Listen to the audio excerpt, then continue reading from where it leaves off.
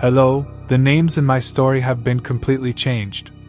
Some place names have been omitted entirely for my safety. I am writing these lines from somewhere in the world.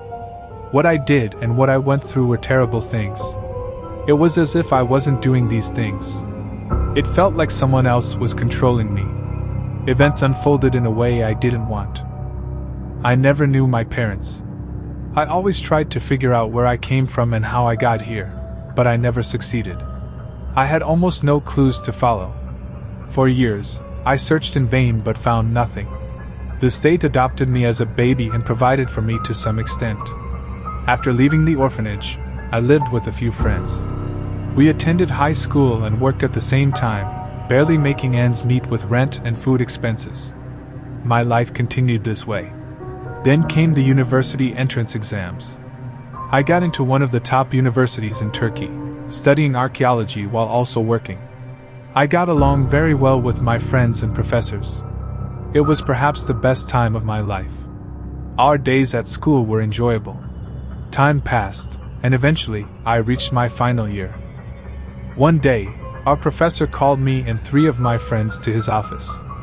"Come on, young people," he said. "We're going to one of the most beautiful places in our country together. This will be a special mission just for the 5 of us.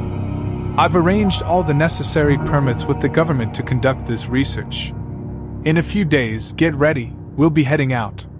Prepare your tents and gear, we'll be leaving soon," he said. The time came, and we set off for that city in our professor's car.